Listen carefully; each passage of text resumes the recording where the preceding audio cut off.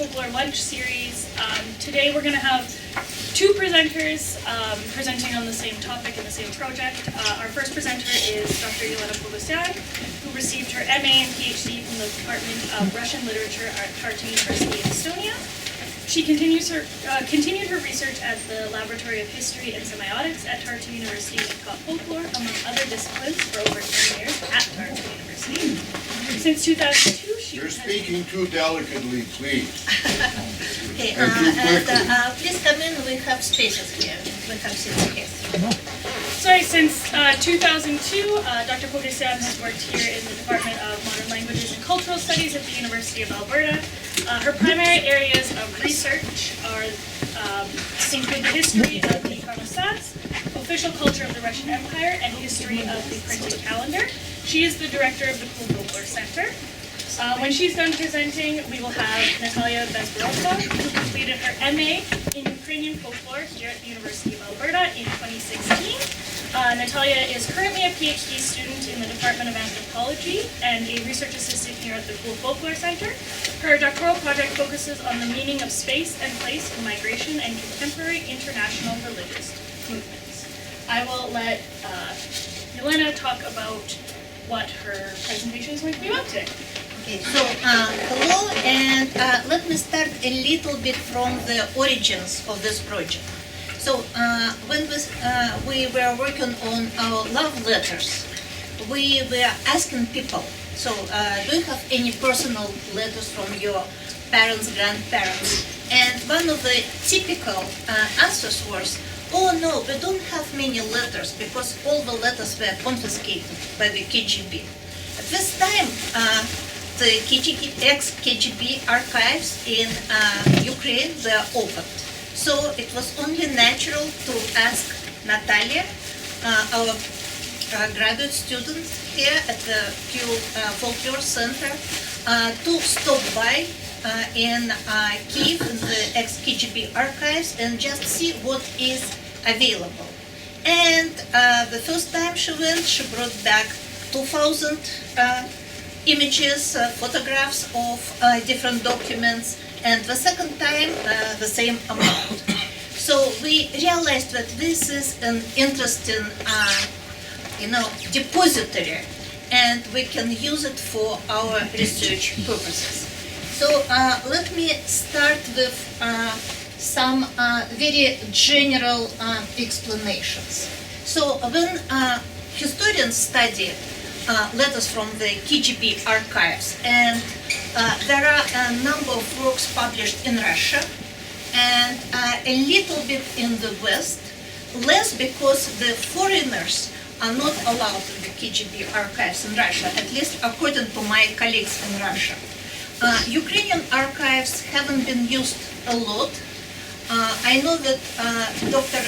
Nataliya Konenko-Friesen is now also starting a project like that, and we hope to collaborate. But anyway, usually when historians are looking into letters from the ex-KGB archives, they mostly are focused on history of censorship in the USSR, official ideology, and subjective interpretations of some materials by censors. This is the most popular range of questions they ask. The other way to study these documents, including letters, are to study public history from the eyes of people living in the 1920s, 30s, 40s, and so on. So these are a few works which I will use in my presentation, and I apologize for some editing imperfections. I already see one here, and it's because it's really difficult to type like that. So I'm not naming any English language sources for only one reason. There are some mentioning here and there, but nobody really collected and published a lot of materials from the KGB outside of Russia, at least to the best of my knowledge. If somebody knows something, please let me know. And I will use this literature and also all the instructions which Nataliya collected to give you overall kind of impression of how it worked. So, first of all, the Constitution of the Russian Federation of 1918 and Constitution of the USSR from 1924 did not mention anything, again, sorry for the typo, about censorship. The Stalinist Constitution from 1936 stated that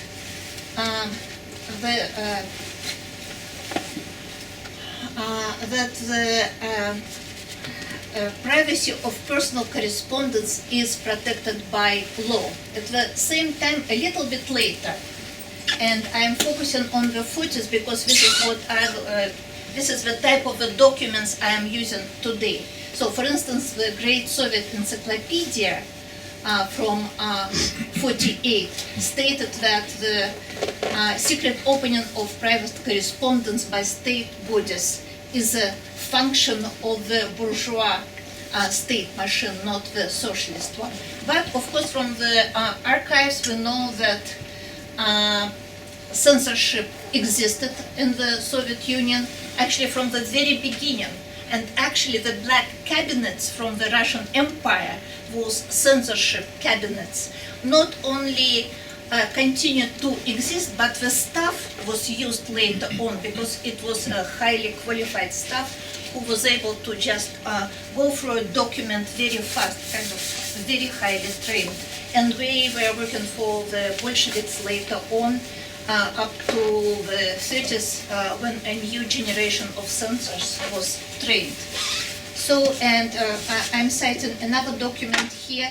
You can see that it was very well kind of structured machine of censorship. And numbers, and I'm not giving numbers here, but numbers of censored letters are huge, unbelievable. It's thousands of hundreds monthly. So the process of censorship was called PK, Postal Telegraph Control, and we do have a number of instructions from different time periods, and instructions are quite stable. There was special instructions of time for censorship. Usually those offices were situated on railway stations where all the mail would arrive to, and in the cargo part. And it would be a secret kind of space only for censors. And it was in between of everybody knows about it anyway, and strictly secret because nobody is supposed to know about it. And it's very typical for the Soviet official culture. Nobody knows it, but everybody knows. Nobody has it, but everybody read, and so on. But moving forward. So the first stage, letters were sorted in two groups. Those to be detained and those to be sent to the addressee immediately. And the head of the department has to write a memorandum. So there are those lists of detained letters. The second step is letters postponed by the censor and delayed and delivered to the head of department are subjected to one of the following measures. Completely confiscated, and then you have this large K on the letter, or sent with some parts covered in black ink, and it would be A letter. Sometime in between, letter would be translated, and we don't know when exactly. But we know that they're translated into Russian at least before the monthly report is put together. So the head of department would put together a monthly report. There would be categories, and under categories, full letters of parts of the letters would be included in Russian translation. And this is what I am working with right now, and this is what I will show today. These are just some examples of those reports, and I will start with the first example. So what I'm interested about is strategies of letter writing under presumed, evident, expected censorship. So how this knowledge transforms letter writing practices. One of the ways is to write in kind of coded language, is open language. However, in many cases it's easily detectable. And in this case, as you can see, when our mother is mentioned, the translator is putting in brackets mother, Poland, and later stepmother, the USSR translator, and so on. So usually this is not a special code, and in this particular case, you don't really need know the rules to understand the message. In other cases, and I'm specifically interested in use of folklore, but in this particular case, it's not yet folklore, it's a biblical citation of quote, or some kind of hint at biblical meaning. And in this case, I believe the Isaiah book was used. And if we will look at the whole chapter, and I will read it to move faster. This chapter from Isaiah overall can be easily understood as a prophecy about future destruction of a new regime. In this chapter, God brings a man from the east and gave the nations before him and made the men rule over kings. As a result, the ends of the earth were afraid. However, this is a temporary punishment the chosen people should not fear. Facing with God's punishment, they helped everyone, his neighbor, and then this part comes, and as a result, God will help in this fight, and the enemy will perish. So basically, this is a strategy when you put in your letter recognizable citation, and then the reader should refer to the Bible in this case. Yes, and this one a little bit closer. No, this is one of the examples when folklore is used. And in this case, as you can see, first of all, we have some hints. We have girls walking around, we have crescent moon, and so on. And at the end, we have a proverb. Even here, we'll have a tale. And it could be understood in, generally speaking, in different ways. And unfortunately, I haven't found the source of this proverb, or I haven't found anyone who knows this proverb. And I asked Andrei Nagachevsky and some people around, looked at some collections, but I hope that I will find this proverb in some collections. But generally speaking, in this letter, the girls probably refer to the Red Army soldiers, moon, cloud, wind, to overall folk imagery of good and bad state of affairs. And here probably, as I wrote here, hints at the most deprived ones will have that others also have, maybe freedom, for instance. And my final example, just to shortly introduce the topic before Nataliya will show her case study, is a very interesting letter. And when I first noticed that this letter appears in different reports, I thought, those lazy KGB censors, they're using the same letters again and again to show that we are working hard. And when I realized that letter is different in every instance, it's just a little bit different. and I have a full comparison, and it looks like there was one source and different people were copying it. So I believe we are having here a case, yeah, which could be described as a chain letter. So obviously these letters, they are copied from the same original. It is hardly a personal letter, lack of singularity.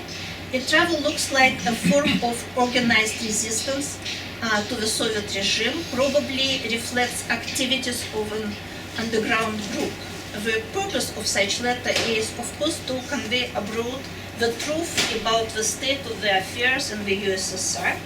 So, why post the same letter again? First of all, I think there is a practical reason to overcome censorship. It was probably known, expected that if you send a lot of identical letters, at least one would come through. The senders were hoping for a censor's oversight or aiming at probably overloading the censorship machine. But there is another side to it. In the 1920s and 1930s,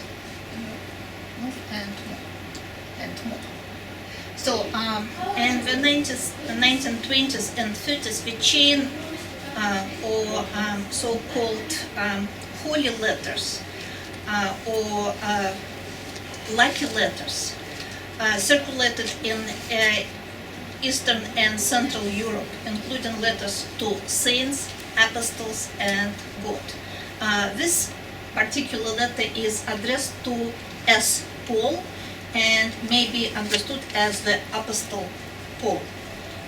Actually, a letter from the Apostle Paul circulated in the North Caucasus region, and the message was: the communists are people poor, do not vote for them, choose honest, good landowners, and not lazy bones to the consuls.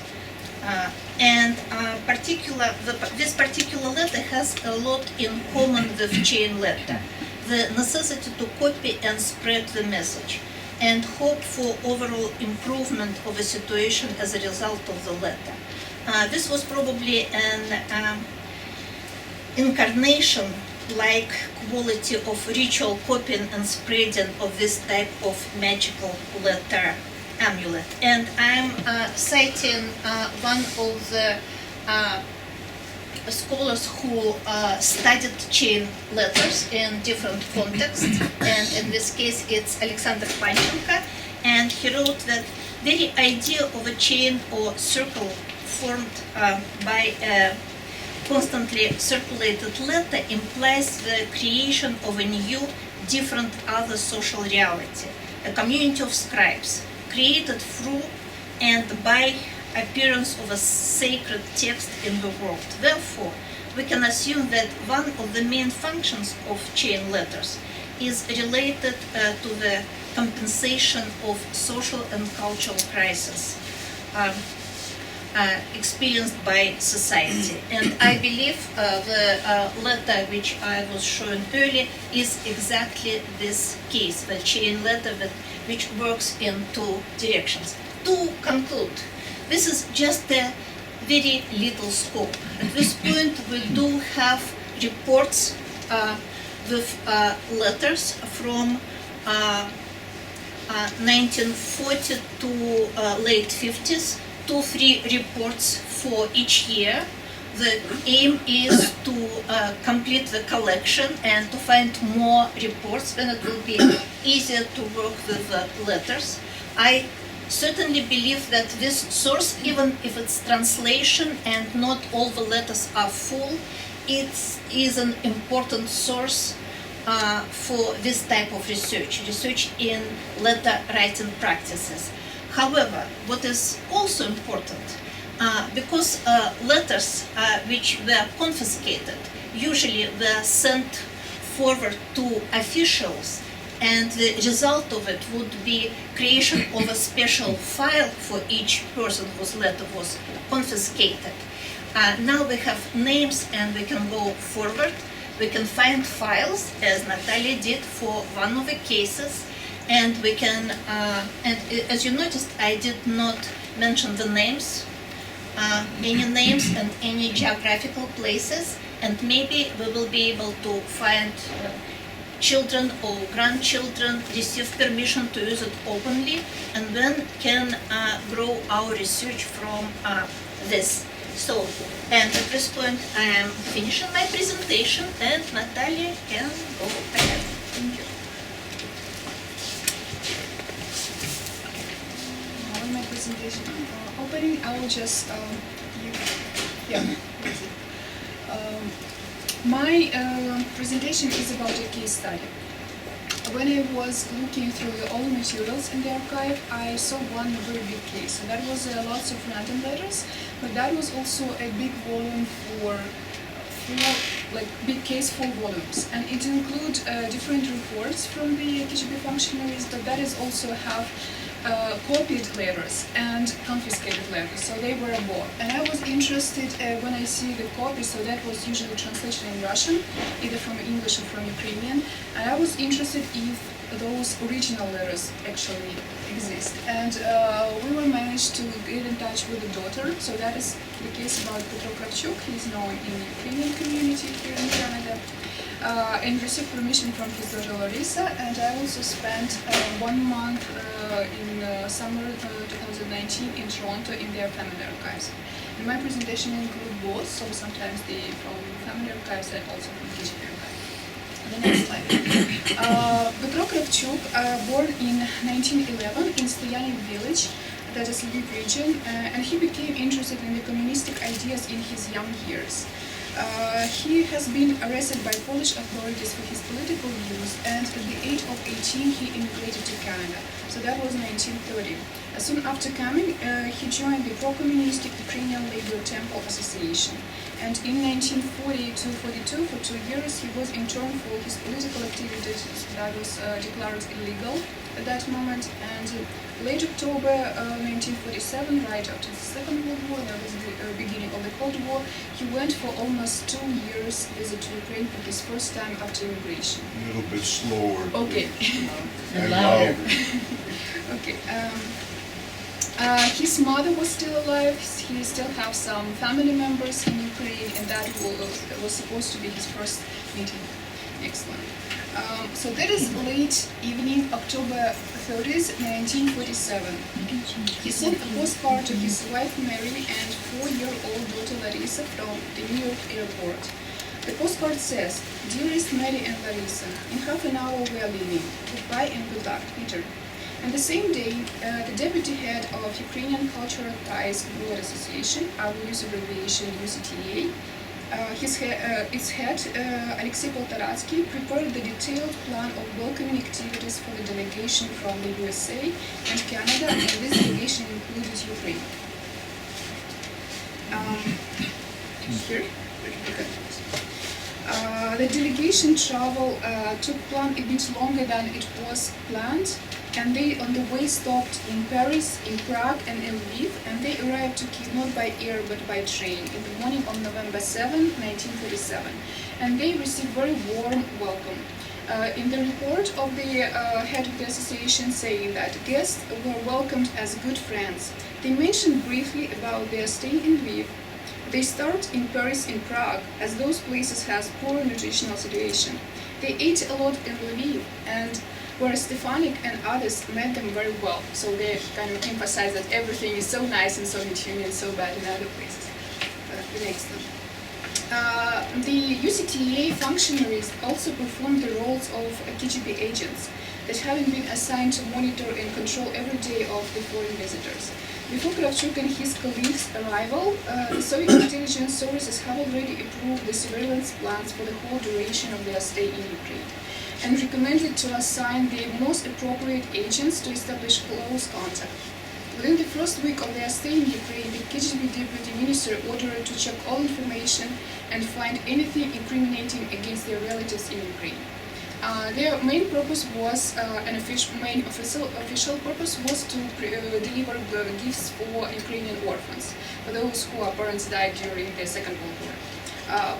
In general, that was collected $250,000, and those gifts came by ship in Odessa a little bit later the same month. Also, they brought about 30,000 in cash, and they had to discuss about the most urgent news where to distribute. And another purpose was to deliver letters, because go to next. They had numerous requests from Ukrainian Canadians and from American Canadians that they lost contact with their families after the Second World War, and they already they gave up. They did not trust the regular post office that they can get in touch, so they asked them to help and deliver many letters in hand. So there is several quotation that since 1939 they did not receive any letters from their families. They are worried about their relatives' fate, about this horrible and destroying war. They are interested to know if they survived and how they are and how they are alive. Kravchuk colleagues gave the letters that they had from home to the UCTA right away after their arrival, and they hoped for their assistance in delivery. The UCTA functionaries insisted that their guests to keep their letter in the office, even for a while, either to send them to their addressee or, as they said, to check out for the postage rules.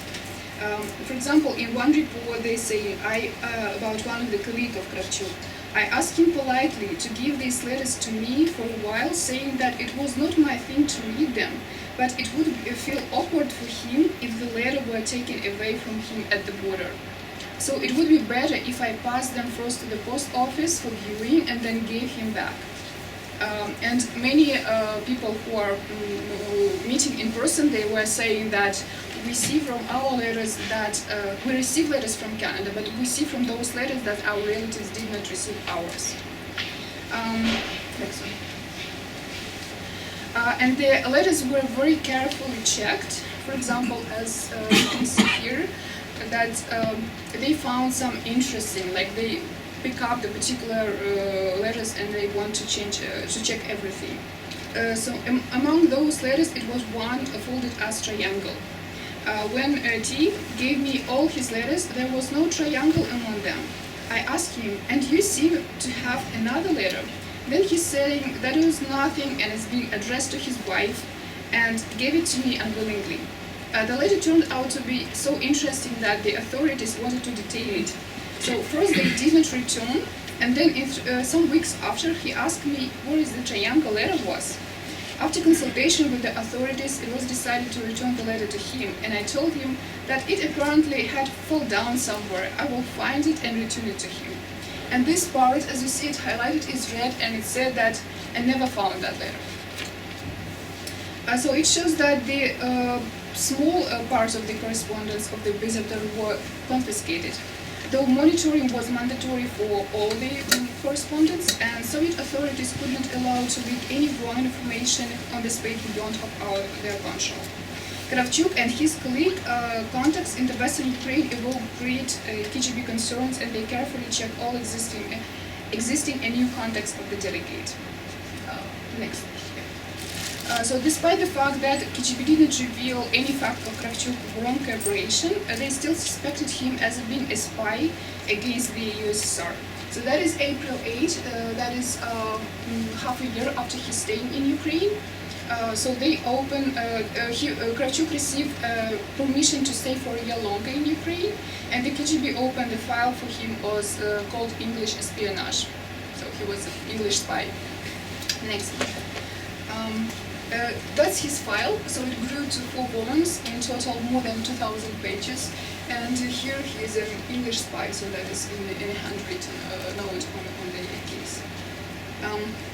His correspondence, though interesting thing that his correspondence with the family went without any interruption, so that was the letter that we found, I was lucky to find. So this side, that is original letter that his wife received from him, telling, and that is in English, and this is Russian translation copies that is stored in his files in the archive. Next one. And that's example of another letter. So also 2 pages, and that is a translation that is stored. But correspondence with his colleague was not so good. So some of them complained that they did not receive letters, or they did not receive some magazines or newspapers for months, or sometimes they received just a third of them, or they received much later. If Jelena mentioned that it was regulation for 3 days for letters, right? But one colleague complained that it was 3 weeks and sometimes even longer. So in this case, he already came back home, and his wife received his letter a week after he was back home. So it takes quite long time. And some of those letters also have notes that regarding the delivery term and process. So they state that the correspondence delay has nothing to do with the Soviet procedures, but occurs because of the US and Canada censorship. Or another remarks is about for some specific type of letters that if they contain letter R, they should avoid any delayed and to be delivered fastly at any time. As those letters were monitored but not confiscated, so Kravchuk receiving all concerns from his colleague, he decided to ask the Soviet functionaries directly to assist him in this problem. Early May 1948, so that is a month when they established this monitoring of his correspondence, he came with a request to the deputy head of the political department in the Ministry of Foreign Affairs, that was Jelena, and who immediately informed the KGB Minister of Ukraine about this conversation. So he's saying, Kravchuk read me excerpts from several letters he received from Ukrainians in the United States and Canada, who asked him to visit their villages and find out about their relatives from whom they have received no information. He asked for my advice. I suggested him to make a general report based on the received letters and give it to me to find out all possible information through the reference office and the police, so that he could inform his addressees in writing and in personal meeting, and he would hardly be physically able to visit all the recipients. And Kravchuk promised me to do that. Jelena was especially happy about the opportunity to receive all data about all Ukrainian Canadians who donated their funds for Ukrainian orphans, and that gave the opportunity to check their connections in Ukraine. So he said that Kravchuk actually asked his assistant to receive books with the name and contact details of Canadian Ukrainians who donated funds in the assistance of the Soviet orphans by mail. So that was a real treasure for the KGB to have all the names and all contact details. And soon after this inquiry conversation,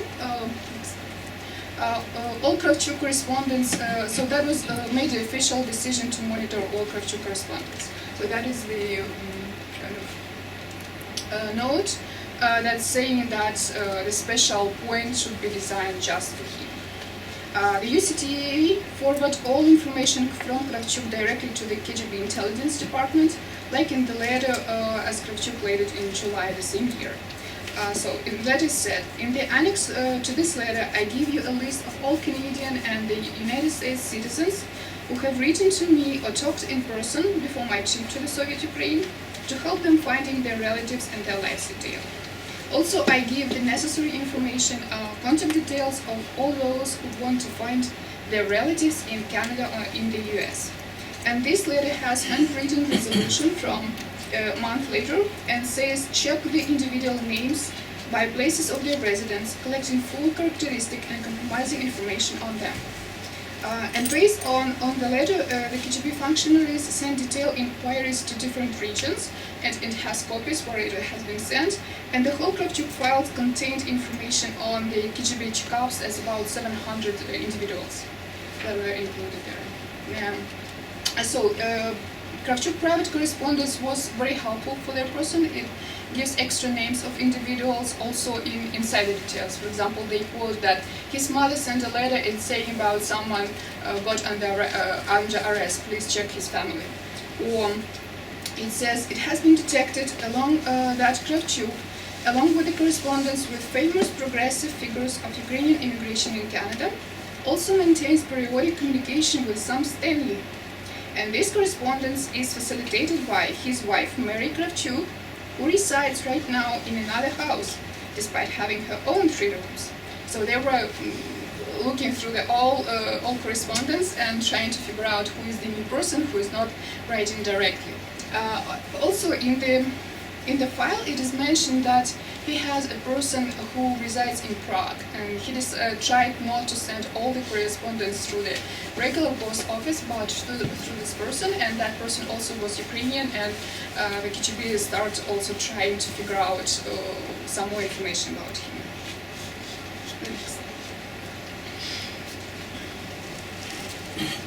Yeah. So these surveillance servers have some concern that Kravchuk has no correspondence within the USSR.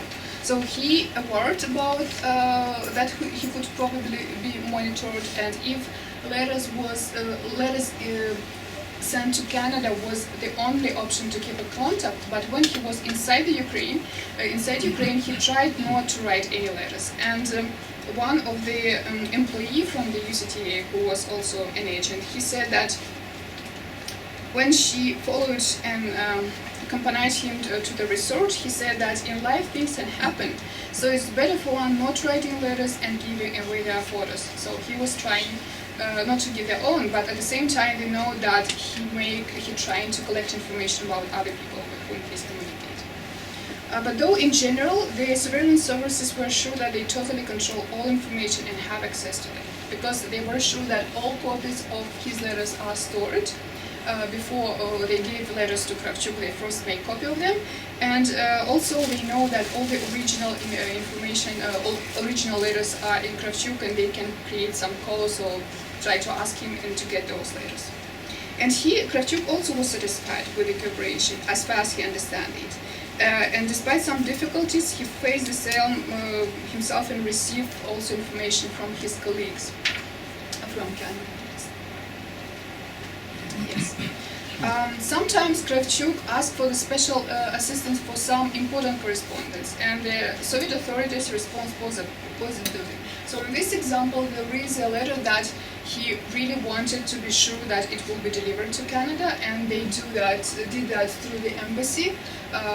They asked the embassy of the USSR in Canada to receive the letter, but the original should be stored in the embassy. So they gave the copy to the person of whom it was addressed. And in general, he seems that his mission is successful. So there was also quotation from the report that he states that many Ukrainians in the USA and in Canada consider him as their consular in the USSR. So that he's staying on their side. And more closely to the time, could you change the next one? Yes. Okay. More closely to his departure back to Canada, Kravchuk started worrying about collecting all information about missing family members, contact in Ukraine for Ukrainian Canadians, because that was his assignment, his task to bring back the contact details. So he reminds about his request, and the latter and this UCTA report to the issue to the Ministry of Foreign Affairs and hired to the department that monitored Kravchuk activities and correspondence. And they expressed the worries that Kravchuk can contact the individuals directly, so they really have to provide the report that they promised to him, otherwise he will start to communicate with people, and again something wrong could be said or spread. Next. Yes. So finally, the list of individuals and brief information. And brief information with the contact details were prepared, and maybe could it no. Yeah, I'll stay here and then we will come to that. Finally, the list of individuals and the brief information was prepared, and it also went through several steps of the control. So first, that was the Ministry of Foreign Affairs writing that the list of relatives of Canadian Ukrainians are prepared, but we are asking of your permission to send it to the UCTA in order they gave it to Kravchuk. And they received the written approval, and they say that name in the list they received for you we approve, but we consider it's appropriate to exclude the following person from the list. So they gave the exact names who should be removed. At the same time, they also recommend to change some expression about those people who are repressed, like how to write it kind of not in a very clear way. Yeah, and now the text. And before leaving Ukraine, Kravchuk concludes that the private correspondence is rather guaranteed to work without interruption. And he had developed a plan. So he tried to convince one of the USDA employee who was already who was a KGB agent, and he feels a good friendly relation. So his idea was to play some romance correspondence, pretend that they have a relationship, but they will have a code, and through this code he will send some messages about about his work in Ukraine and some political and business purposes. And this employee who was instructed kind of to play the role, she agreed but immediately reported about this.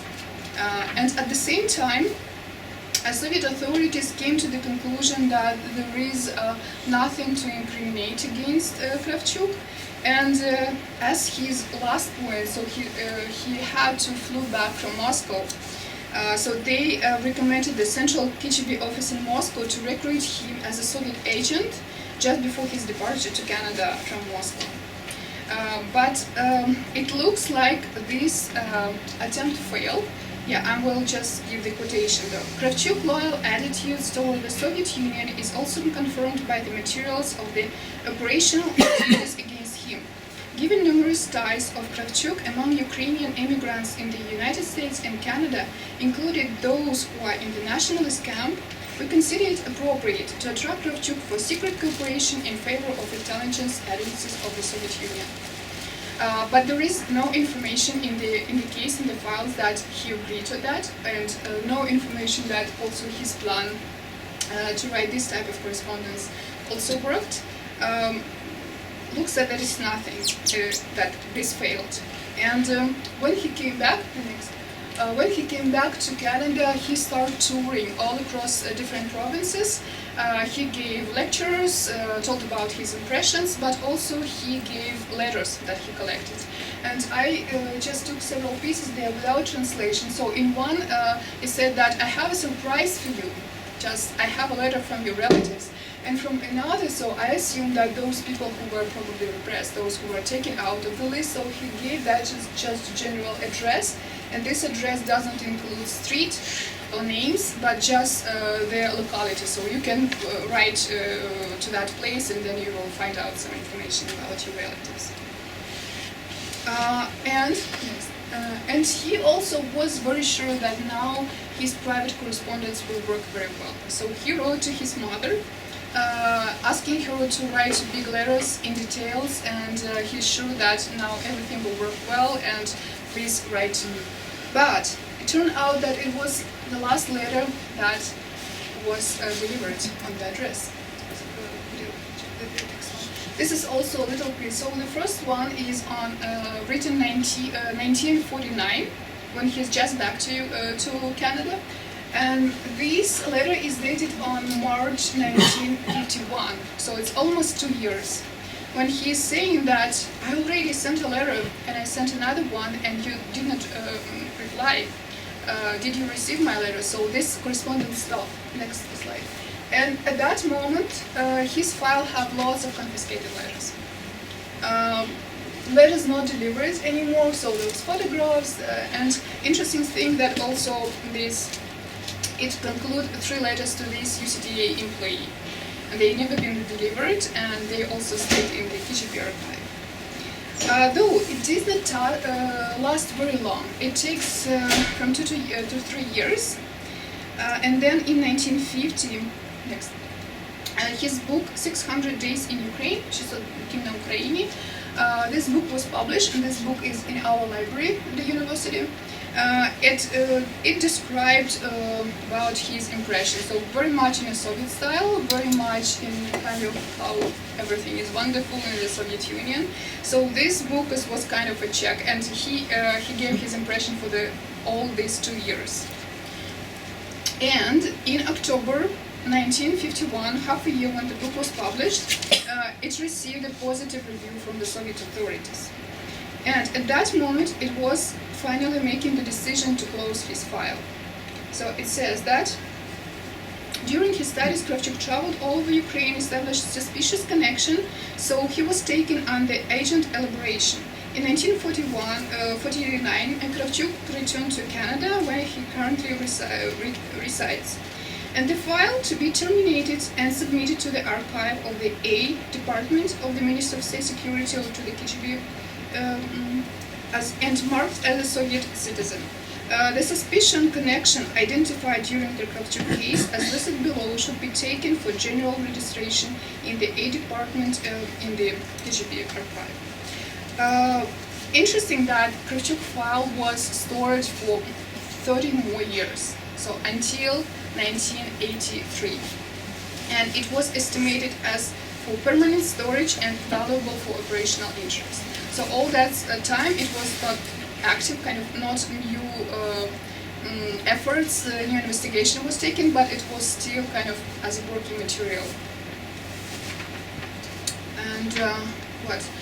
Yes, December 1943, it says that the file have been maintained from 1947 to 1951 by the Second Department of the KGB and Ukrainian Soviet Socialist Republic for the Canadian citizen who studied in Kyiv in the high school and Central Committee of the Communist Party of Ukraine.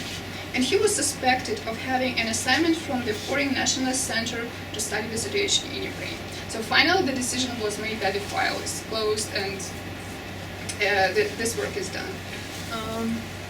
Next.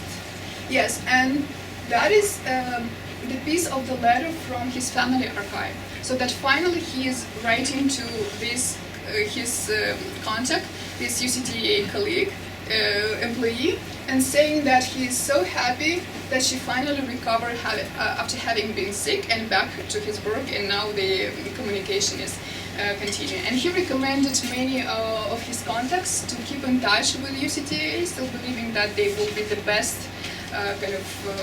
best option, the best place to contact.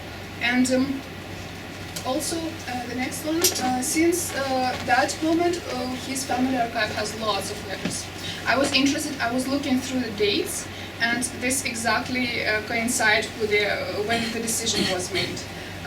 Because the family archive has, probably there was one letter that was sent in 1933, nothing in the 40s, and that is after 1952.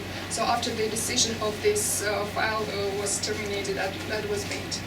And interesting also that the material became publicly available in 2015 when the archives were open. And among these 4 volumes, on the first one has some marks that someone checked it, and that was mainly the some military officers from the Soviet authorities. And the checkup was between 1950 and 1980s. And volume 2, 3, and 4 was never opened by anyone. So that was just stored, but no one read it.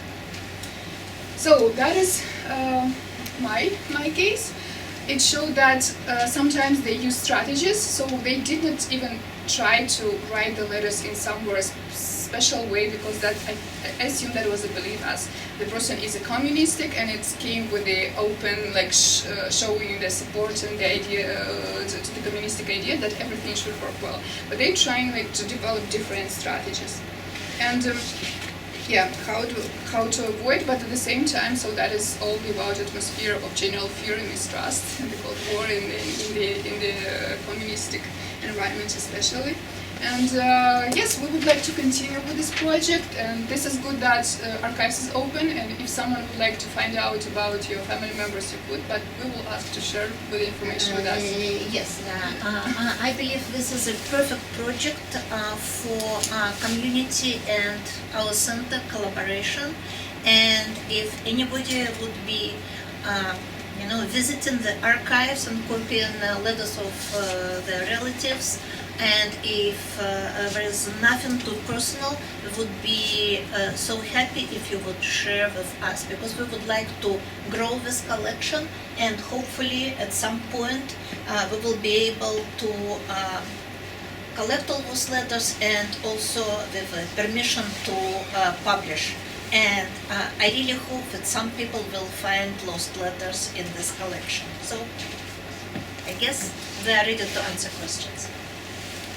No questions, but one bibliographic thing that you might be interested in. Our library is Czarna Księga Polskiej Cenzur. In the 1980s, somebody in the Krakow censor's office took all of his materials and went to Sweden.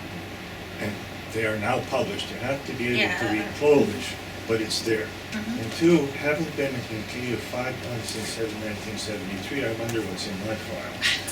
Go and look. And I have a couple of anecdotal things. One, during my stay, the Arab students apparently complained that they weren't getting any letters, so they went to the KGB. And they just simply said, sorry, but the censor's sick. I corresponded with a friend of mine for a long time, and when I visited him one time, he said, one night, Peter, somebody came from the census office, drunk as hell. He had your letter, and he said, I can't read this. Can you make something of it? And a cousin in Poland who I visited at one point had a very interesting observation. You know, Peter, the last time, or not too long ago, a man came with your letter, gave it to us to read, and then took it back. One of the things that we always did when we was corresponding in Poland was registering the letter. And I'm not wondering whether somebody in the bureaucracy says we have to do this because it's registered, but we want the letter. So those are three practical or personal asides that I find this very interesting. We all knew that the letters were sent. Yeah. Actually, yes, there's been a few censors who detected and then published materials, and there are, I would say, a handful of publications like that. As for the stories, I think it's a different genre, and I was thinking of collecting those, evidence from people visiting or receiving letters. So those stories of censorship. And I think it would be also a beautiful source for study. This is an interesting project. I have a question. I didn't catch, what year was were the chain letters? The chain letters that you presented, Yeah. what year or years was that popular? Everything that I presented was from 1940 and 1941, just 2 years. Okay. I did a transcript of approximately 500 letters from 1940 to the end of the 50s, but I decided to focus on this period because it's a special period. And we also have plenty from the 60s, including instructions how to deal with the Ukrainian-Canadian tourists and what kind of monitoring is required. I just found it very interesting because being a young girl, schoolgirl in the 60s, the way that chain letter ended was very similarly worded to the chain letters that my girlfriends and I would send. So. Was there any suggestion or indication that the censors may be working on a quota system? Like, in other words, they had to screen so many letters in order to be productive, because you hear that sometimes the regular police worked on a quota system. So unfortunately, we don't have this side of the story, but maybe we will find, like in medieval chronicles, in some copies you read it and the scribe would say, oh, I'm so tired, I want to go to the banya, or I wish it would not be the land, I would like to eat this and that. So probably we will find this type of evidence. But there are numbers and of how many letters, for instance, went through the post offices in the Soviet Union in a particular year, and how many censors were working. It's evident that it was impossible to cover everything. So probably, they were all There was some sort of, You said in your presentations that there were two approaches what to do with letters. One is not to deliver it at all, and the other is to block out or to mark in black things. So my first question is, what were the criteria for sending it, reading and delivering, or cutting it? And the other thing is, when you mark or you cut out things from a letter, it's completely clear and you deliver it then, it's completely clear that there is censorship. So why would they do that? So there was two types of censorship. And one was military censorship, and in this case, usually letter would get a sticker that censored. And for instance, it was standard practice for military units. So if military officer do it, it's censored. So, and naturally in such a letter, blackened part is fine. But it was so mixed up, so and naturally the ideal censored letter, if it's not military censorship, would be as if nobody touched it. But I guess there was this, gray area. Difficult to say at this point. Probably later on we will find out what. Actually, because those A letters were sent to the addressee, we don't have them. We have confiscated letters, but not those letters. So maybe at some point we will find letters like that somewhere in the community, and we will see how it worked. If I can add, like, if based on the example of Kravchuk case, so he was a very valuable source of information, and at the time when he was available, when he was in Ukraine, he preferred better to monitor, like make copies, put the task to the translators and to someone to make a copy and send those letters. But when he was already far away, so for him it was easier just to collect these letters and then. And going to criteria, when you have a report, you can see the categories. What was not allowed, and in some cases it would be lack of enthusiasm towards the kolkhoz or things like that, or misrepresentation of Soviet achievements. So, and also from the examples you can see that it's very subjective, and things which seems really innocent would be included. Even with my Soviet background, when I do have this intuitive feeling which is allowed to, which is and what is not, we would say, oh, this is nothing. And in some cases, it's a really serious situations. So subjectivity, but also a kind of existing categories of what could be not allowed. I think in some instruction that was a note that if there is an information giving some very important, state, for the state secret or something, like places, numbers of what is located, about the industry, about like something very specific, then in this case it's like no. But if there is something in general, then they can decide upon the censor how they make a decision. Quota system. I have a question regarding the access to this archival collections. How does it work actually? Do people enable you to just go there and see the documents? Well, not go everywhere. It's possible to come, but still they need to make some, information about what are people doing. So they request. The procedure is that the person who is interested has to make an application saying what he's going to do. Is it a research? Is it for the media? Is it about the family issues? And then formulate about the idea what he's going to do or she's going to do, and then they take 2 weeks to make a decision. Then official approval is sent, and then goes to Moscow probably. Well, with the different changes of government, I don't know. But then after this approval is provided, then a person has to come every day with the ID and come to the room with the catalogs, and then when on the catalog they find exactly what you want, and then the employee will bring you, but you cannot go like physically and start getting them from shelves and taking them. Nobody can do it in an archive. Yes. Even we don't allow people in the archives. I found fascinating what you called the Esokian language, right? Mm-hmm. And it's very interesting for me to compare, because actually I was working with those letters who made it through, right? Mm-hmm. And those who were somehow successful, right?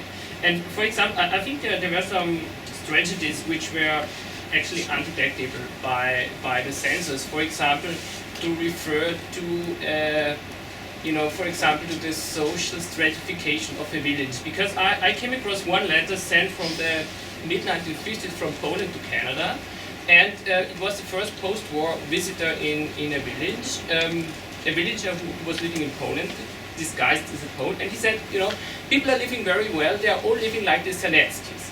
And then you have to know that the Senetsky family was the poorest family in the interwar time. So, I'm not aware about what kind of censorship existed in Poland, but I think that was very hard to detect, almost impossible, right? But if you know the context, the receiver understood.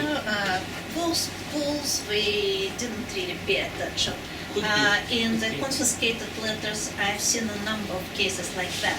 And if people, naturally, the censors don't know the social status of Senetsky or whoever, but they would say this is suspicious because because of the wording. So people, the professionals, at least on the Soviet side, on the USSR side, could be. And the second thing is, I think some letters, even at the later period in the 1970s or 80s, they were actually addressed to the KGB, right? Because Yuri Stefanik, some of you may know him. He lived in Edmonton. The writer's son, Vasil Stefanik's son, and when his brother, who was mentioned, by the way, he was you mentioned him, Nataliya, he was the deputy chairman of the Supreme Court of the Ukrainian Soviet Republic in the 40s and 50s. And when his brother passed away in 1981, he wrote a very sad letter to his cousin in Ukraine. And actually, it's obvious that it's really not her to whom the letter is addressed, but to a censor. And he made up his mind what the Soviet authorities really did to their relationship. And I think that's also interesting. But I don't really know if it was confiscated. I actually believe it because because he left a copy in his personal papers. So, but I know examples like that, but not from the Soviet period, but from the Russian Empire period.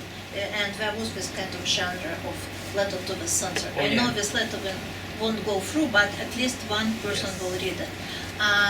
And I was expecting something like that. So far, I didn't see anything like that in the confiscated. Another personal observation that adds to the category of what went through and whatnot. One of my former students was Polish by background. The family was originally from either Belarus or something like that. And that family was moved, their distant family was moved from Belarus to Karelia. If you look at settlement maps, you will notice that mixed population was done. And the letters that were written in Polish, in Latin letters, didn't go through. When they wrote the letters in Polish in Cyrillic, the letters went through. So that the censor couldn't read the Polish and Latin letters. Somehow they managed to figure out. Yeah, maybe at some point they didn't have translated, it was overloaded. But it's an interesting observation as to the way that can work too. All right, so if there is no other questions, so thank you so much for coming, and we are happy to share the beginning of our project. So, and if there is